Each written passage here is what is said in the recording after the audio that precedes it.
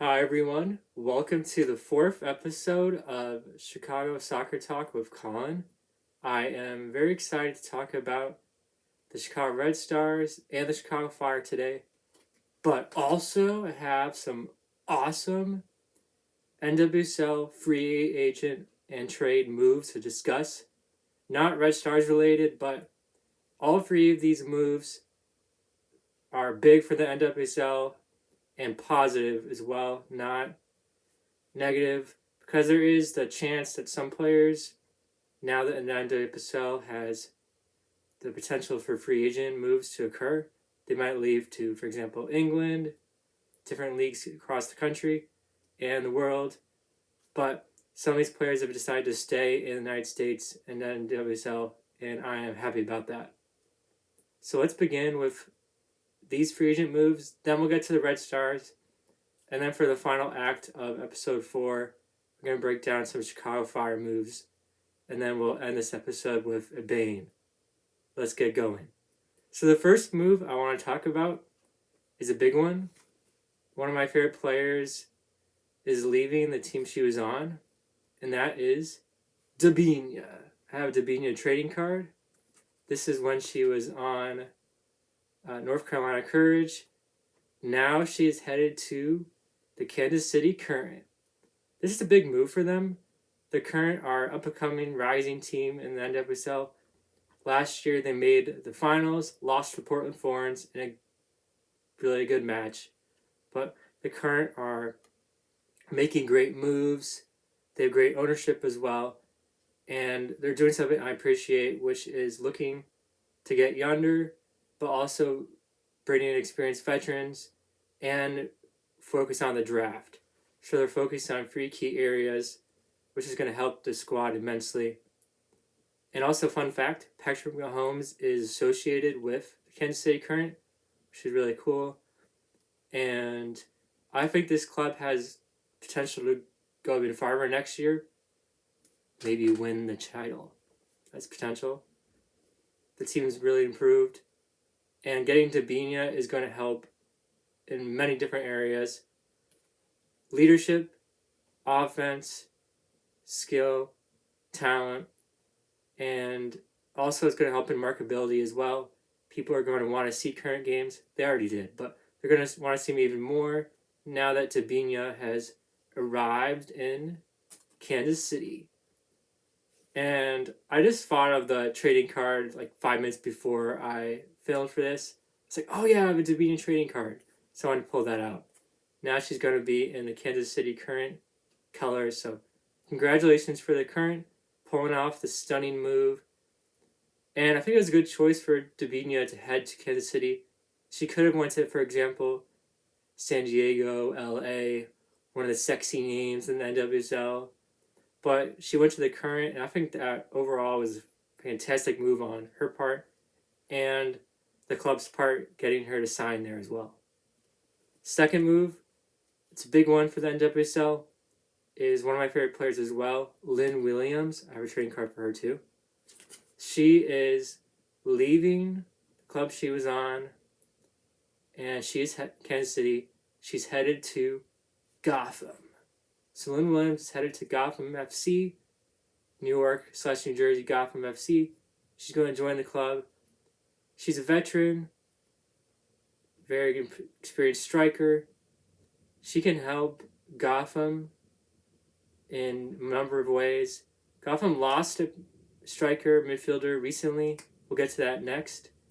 And I think Gotham can improve upon last year's disappointing ending.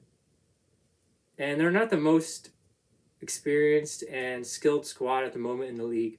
But with some good moves, tinkering around, I think they can look better. And getting Lynn Williams on paper looks like a good move. But there are some things to look at this to pause. Lynn Williams might not play next season due to injury. She probably, if she can play, is going to play in the World Cup for the U.S. side. And we'll have to see how Lynn Williams looks when she gets back on the pitch. Is she going to be healthy? Can she play the whole entirety of the season? And if she can, I think she's going to look good. There's been talks that she and Midge Purce can have a good partnership on the right wing. We'll see what Lynn Williams can do once she arrives in New York City. As a fan, I'm excited for her to go there.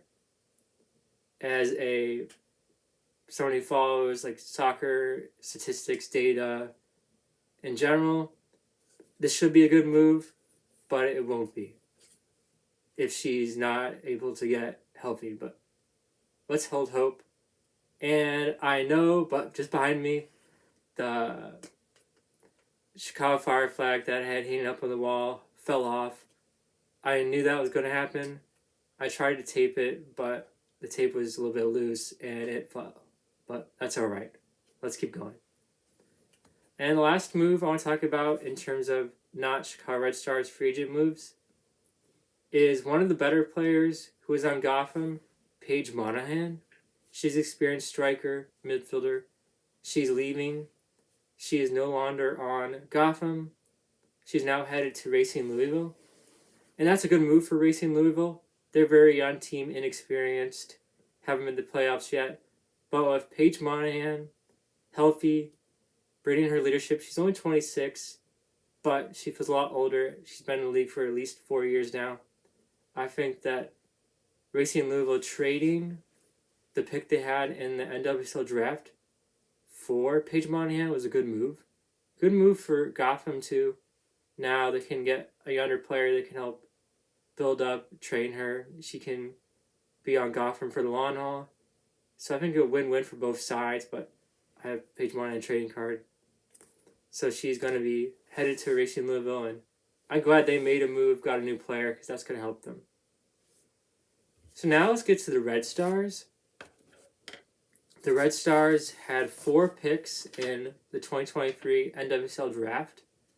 And let's talk about the players and what I think of the moves overall. So the players that the Red Stars drafted, first, the Red Stars with their first pick, they drafted Penelope Hocking from Penn State University. She's a forward. In 2022, she played 23 matches, scored 7 goals, 11 assists. She was named Big Ten Offensive Player of the Week, second team All Big Ten Award, and she also played for USC, where she became their all-team leading scorer, record 48 career goals, breaking a mark which stood for more than 20 years. She also competed in the Under-20 World Cup in France. So she's experienced, young player, forward, which the Red Stars desperately need. We need to bring in a forward who can be trained, molded, and help the squad immensely with being... Let's see what kind of forward she becomes. Is she more of a passing forward? Scorer? I hope she becomes more of a scorer, which it looks like based on her statistics in college, she was more of a scorer. She had some assists, but overall, especially at USC, scoring was her MO. So I hope that is what she brings to the table here at the Red Stars. Strong scorer, also a decent passer, but strong scorer especially. But I don't know a lot about these players, of course, but on paper, it looks like a strong move. So welcome Penelope Hocking to the Red Stars. Second draft pick was Grace Yochum from Oklahoma State. Midfielder, which definitely we need. Our midfield was depleted with the moves recently and the people who left. But we got a new midfielder. That's great. She's from Houston. She played 86 matches with Oklahoma State, started in 83 of them. 41 goals scored, 9 assists over a 5-year career. She was named All-Midwest second team, All-Big 12 first and second team performer, Big 12 All-Freshman team, and fun fact, she is the 400th draft pick in NWSL history. Welcome to the Red Stars, Grace Yochum. Definitely a good move getting a new midfielder. Next, we have Schlegel from Penn State also. She's a forward, originally from Colorado. She's been first team All Big Ten, 2022 Big Ten Women's All Soccer All Tournament team, Offensive Player of the Tournament. She was named Penn State Female Athlete of the Year in 2021. Started 85 matches, 47 goals, 20 assists. She also played against Chicago in a 2022 preseason tournament in Portland. So welcome Allie Schlegel to the Red Stars. Finally, the last pick we had was Sophie Jones from Duke, midfielder. She had 4 years at Duke, started 75 matches, 5 goals, 8 assists. She's all AAC, or second and first team, multiple years. She was named on the honor roll. She was on the under-23 team that played the Red Stars in the 2022 preseason tournament. Welcome, Sophie Jones. So definitely see a pattern for the Red Stars in the draft. We're looking at midfielders and forwards to bring in. I think that was strong. Defense is one of the areas we're okay at the moment. So getting some more midfielders and scorers definitely can help the consistency and the team's overall cohesiveness. I think that was a good move on the GM's part and coaching as well. So welcome to these 4 players to the Red Stars. Excited to see what they bring to the squad and what they learn from the current squad, get some more experience, and excited to see how they're used when the regular season starts. And that is it for the Red Stars draft moves. We have one last move that took place for the Red Stars. That was they signed a new player, Jenna Bike. She was recently signed to the Red Stars, and we'll see what she brings. She is a forward, so I'm excited about that. A little bit about her. She signed a 2-year contract, 1-year option. We got her from the waiver wire. And the coach of the Red Stars, Chris Perticelli, said, Jenna is a player who brings a strong work ethic to go for outstanding athletic ability.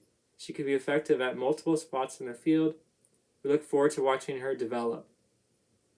She was on Gotham FC last season. She played 9 matches. She made her NWSL debut July 2nd when Gotham took on the Red Stars. She says, I'm thrilled to be joining the Red Stars. I'm so grateful for the opportunity to play for this amazing city and fan base, said Jenna. Chris and entire staff have been so welcoming towards me. I'm confident this is where I belong. I'm looking forward to meeting the team again to work this preseason. So welcome Jenna Bike to the team. Excited to see what she can do up front on the offensive side of the ball. And don't know a lot about her, but sounds like she's excited to play here, which I like that. And doesn't hurt to bring in new forwards, new players, see what they can contribute to the team. So welcome. That is it for NWSL news today. I covered the players who were big moves in free agency around the league.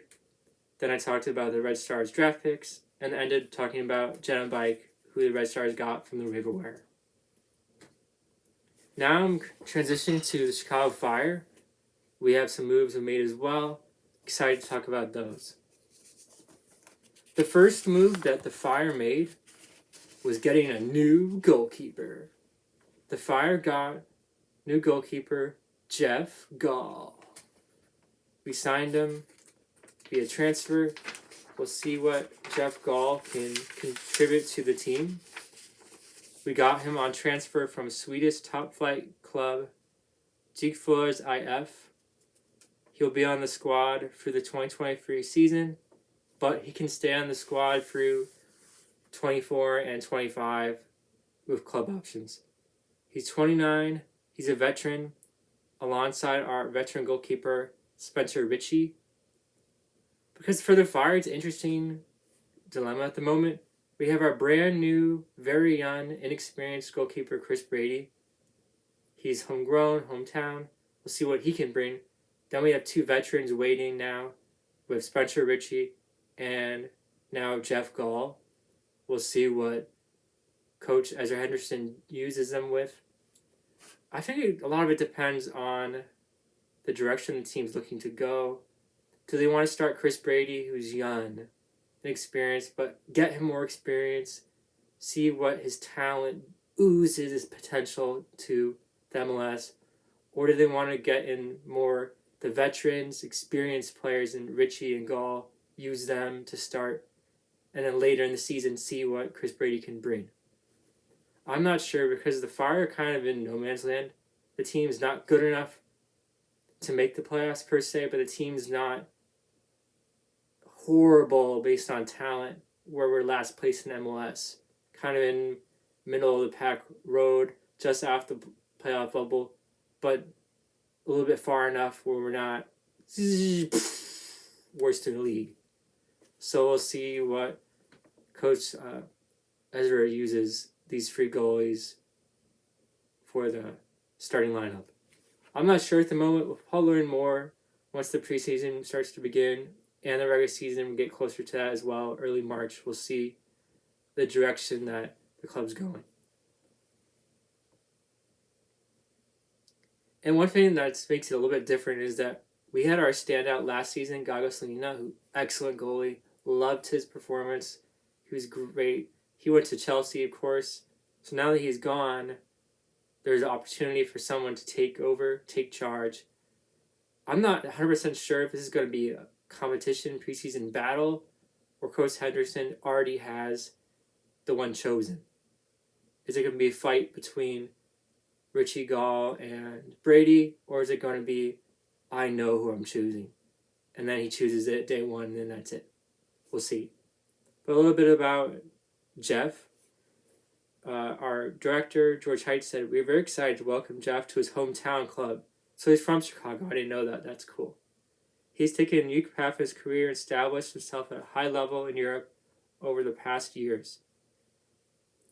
And we have a strong history at the goalkeeper position, and this experience will be a great asset to our group of goalkeepers as they continue to challenge each other and fight for valuable game minutes.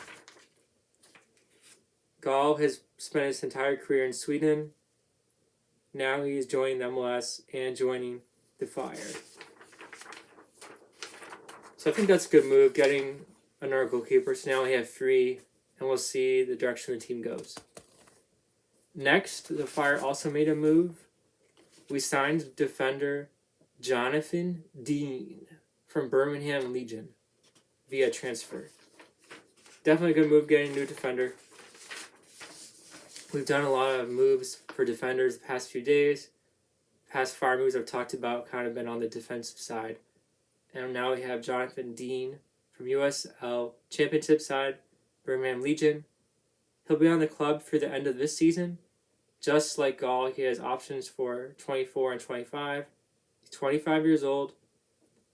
He projects his offering right back depth between Arnaud Souquet, who the Fire just acquired.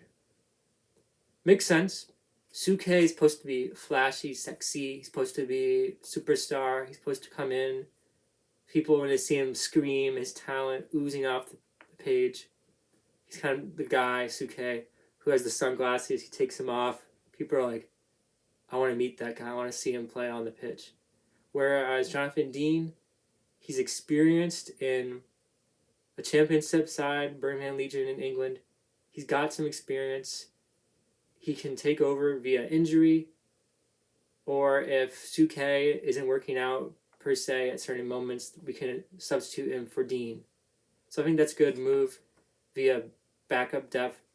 Because a lot of the moves the Fire had last season, for example, were good young players who were inexperienced, who could train them, and they can get more work in. But, like, for example, let's say one of the players we had, let's say Boris Sekulic. He's in his older, like 30, experienced player. Let's say he got hurt.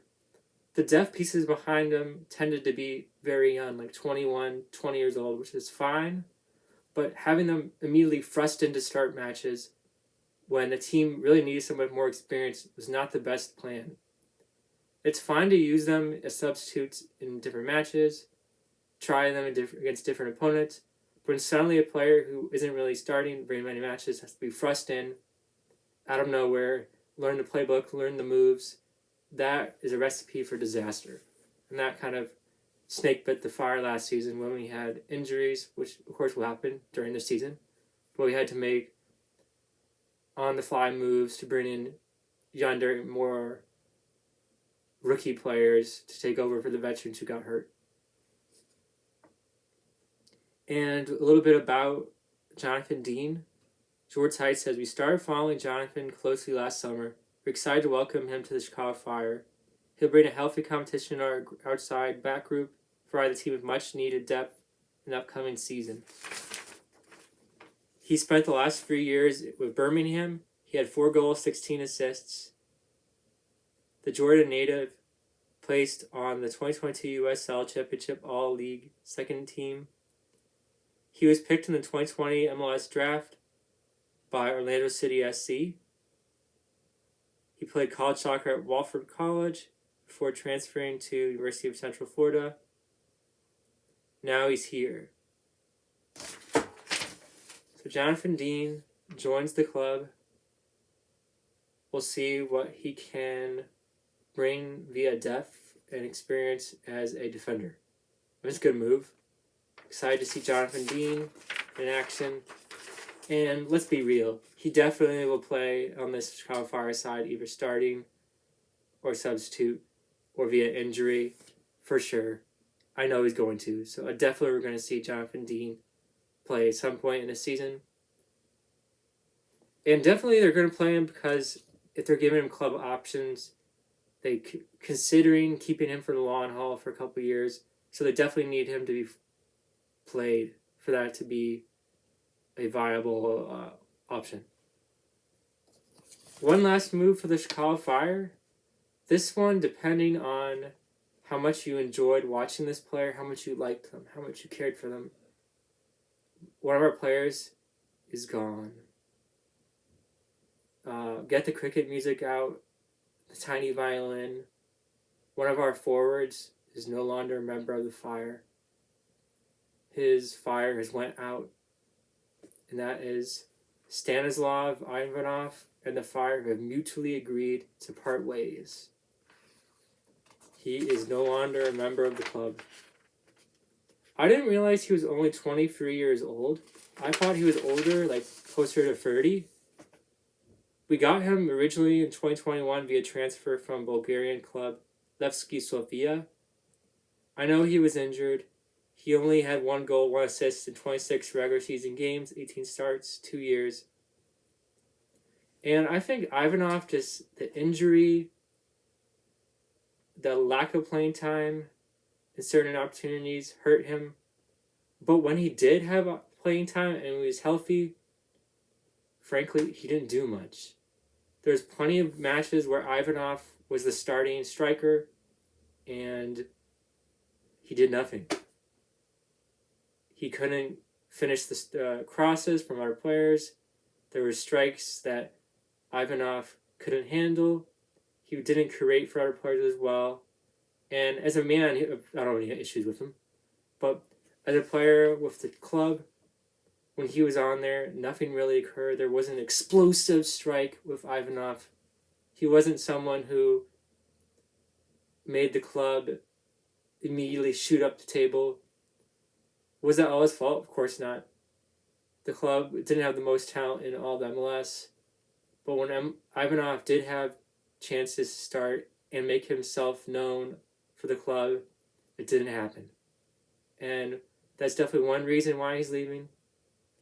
This is a mutual agreement according to the article, so potentially he wanted to be traded, released, transferred. Maybe he was tired of his limited action. Part of that was an injury, though, so that can't be faulted on the Fire's part. He's injured, he can't play. And he did have a good amount of starts, 18 in the 26 matches he played. So that's pretty many. But maybe he's just tired of MLS, wanted to join a new league. We'll see where he goes. And now that he is gone, this Fire still have first choice winners Chris Mueller, Jairo Torres, and midfielders Bron Gutierrez, Yuri Shaqiri as well. And Stanislav Ivanov is gone. I'm not broken up about the move. I think he didn't play well enough for the club and he is only 23, so definitely he's going to get a chance in a different league, either in MLS, a different U.S. side, or side in a different country for sure. Some team's going to pick up a young forward who they're looking for potential and has some talent. That's no question. I don't think his soccer career is over by any means. So that is all I have today for the 4th episode of Chicago Soccer Talk with Collin. I was really excited to talk about the Red Stars and Fire news for today.